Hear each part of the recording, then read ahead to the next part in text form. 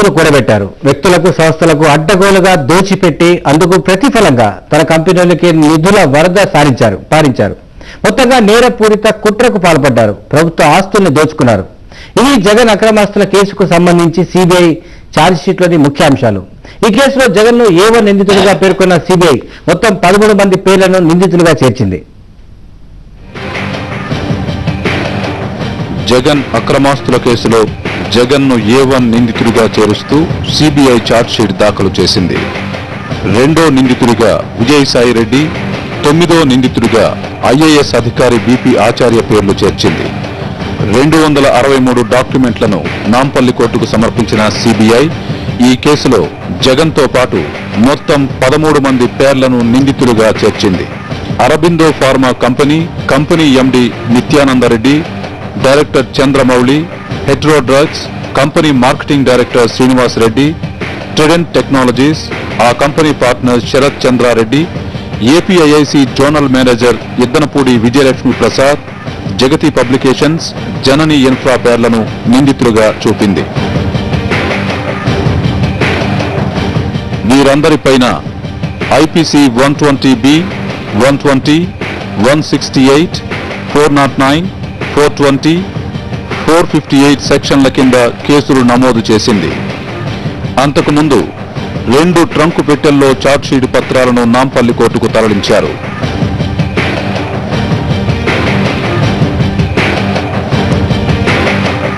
68 పేజీలతో కూడిన 263 డాక్యుమెంట్లను కోర్టుకు సిబిఐ సమర్పించింది. ఈ కేసులో మొత్తం 66 మంది సాక్షులను విచారించినట్లు సిబిఐ పేర్కొంది. వైఎస్ అధికారాన్ని అడ్డం పెట్టుకుని జగన్ ఆస్తులు సంపాదించారని ఛార్జ్షీట్లో సిబిఐ స్పష్టంగా పేర్కొంది. వైఎస్ నుంచి మేళ్లు పొందిన సంస్థలు, వ్యక్తులు జగన్ కంపెనీల్లో కోట్లాది రూపాయలు పెట్టుబడులు పెట్టిన వైనాన్ని పోసగుచ్చినట్లు కోర్టుకు వివరించింది. ఇదంతా విజయసాయిరెడ్డి మాయాజాలమేనని, మొత్తంగా జగన్ నేరపూరిత కుట్రకు పాల్పడ్డారని ఛార్జ్షీట్లో వివరించారు. అయితే ఎఫ్ఐఆర్లో లేని పేర్లను ఛార్జ్షీట్లో చేర్చడంతో పాటు ఓఎంసీ కేసులో నిందితుడైన బిపి ఆచార్య పేరును కూడా నిందితుడిగా చేర్చడం విశేషం. మెదక్ జిల్లా పాశమైలారంలో అరబిందో ఫార్మాకు గతంలో 75 ఎకరాలు కేటాయించారు. దానిలో అవకతవకలు జరిగినట్లు కోర్టుకు తెలిపిన సిబిఐ అరబిందో ఫార్మాతో పాటు APIIC zonal manager Vijayalakshmi Prasad ను నిందితులుగా చేర్చింది. అరబిందో ఫార్మా జగన్ కంపెనీల్లో దాదాపు 10 కోట్ల వరకు పెట్టుబడులు పెట్టింది.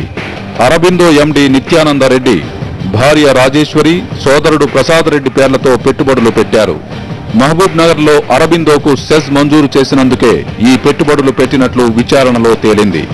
ఇక పోరేపల్లి సెజ్ కు ప్రతిఫలంగా జగన్ కంపెనీల్లో హెట్రో కంపెనీ పెట్టుబడులు పెట్టినట్లు సిబిఐ గుర్తించింది. దాదాపు 6 నెలల పాటు సుదీర్ఘంగా విచారణ జరిపిన సిబిఐ ఛార్జ్షీట్ తయారు చేసింది. మరోవైపు ఇదే కేసులో నిందితుడిగా ఉన్న విజయసాయిరెడ్డి రిమాండ్ను ఈ నెల 13 వరకు కోర్టు పొడిగించింది.